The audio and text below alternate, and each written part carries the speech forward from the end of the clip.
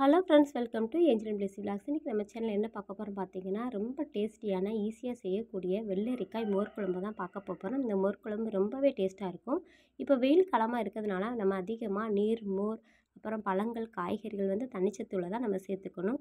அந்த வகையில் நம்ம இன்றைக்கி நாம் வெள்ளரிக்காய் வச்சு மோர் குழம்பு எப்படி பண்ணலாம் பார்க்கலாம். இப்போ பாத்திரத்தில் தண்ணீர் சேர்த்து தண்ணி நல்லா சூடானதுக்கப்புறமா நல்லா கழுகி சுத்தம் பண்ணி கட் பண்ணி வச்சதானே வெள்ளரிக்காயை இப்போ நம்ம இதோட சேர்த்துடலாம். அது கூடவே கொஞ்சம் கருவேப்பிலை தழை சேர்த்துக்கலாம். அது கூடவே கொஞ்சம் மஞ்சள்தூள் சேர்த்துக்கலாம். அது கூட ஒரு பச்சை மிளகாய் இதெல்லாம் சேர்த்துட்டு கொஞ்சம் உப்பையும் சேர்த்துட்டு நம்ம இதை வேக வச்சிடலாம். இப்போ நம்ம மோர் குழம்புக்கு பேஸ்ட் பண்ணுறதுக்காக ஒரு சில்லு தேங்காய், அது கூடவே 15 சின்ன வெங்காயம், 1 டீஸ்பூன் மஞ்சள் தூள், அது கூட சீரகம், பச்சை மிளகாய், கொஞ்சம் இஞ்சி துண்டு இது எல்லாத்தையும் சேர்த்து நல்லா அரைச்சிட்டு அந்த பேஸ்ட்டை வெந்து கொண்டு இருக்கிறதான வெள்ளரிக்காயில் சேர்த்துணும். வெள்ளரிக்காய் ஒரு பாதி அளவு வெந்ததுக்கப்புறமா நாம் இந்த பேஸ்ட்டை சேர்த்துடலாம். சேர்த்துட்டு இது நல்லா நம்ம கிளறி விட்டுடலாம்.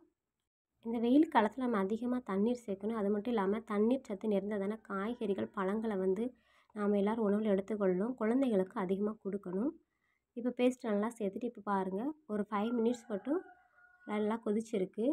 இப்போ அந்த மசாலாவோட பச்சை வாசனை எல்லாம் போனதுக்கப்புறமா நான் ஒரு 1/4 லிட்டர் அளவு தயிர் எடுத்து அதை நல்லா மிக்ஸியில் பிளெண்ட் பண்ணிவிட்டு அப்போ இதோட சேர்த்துக்கலை.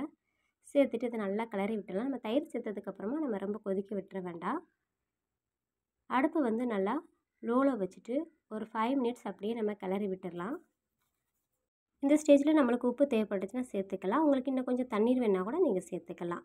இப்போ பாருங்கள், நம்மளுக்கு மோர் குழம்பு தயாராகிட்டு இப்போ தாளிச்சிடலாம். நம்ம கடுகு, கருவேப்பிலை, அப்புறம் வரமிளகா, கொஞ்சம் ஜீரகம் போட்டு இதை தாளித்து ஊற்றிட்டோம்னா சுவையான வெள்ளரிக்காய் மோர் குழம்பு தயார். இதை உங்கள் வீட்டில் கட்டாயம் ட்ரை பண்ணி பாருங்கள், ரொம்ப நல்லாயிருக்கும். இந்த வீடியோ பிடிச்சிருந்துச்சுன்னா லைக் பண்ணுங்கள், கமெண்ட் பண்ணுங்கள். தொடர்ந்து அடுத்த வீடியோவில் சந்திப்போம். நன்றி, வணக்கம்.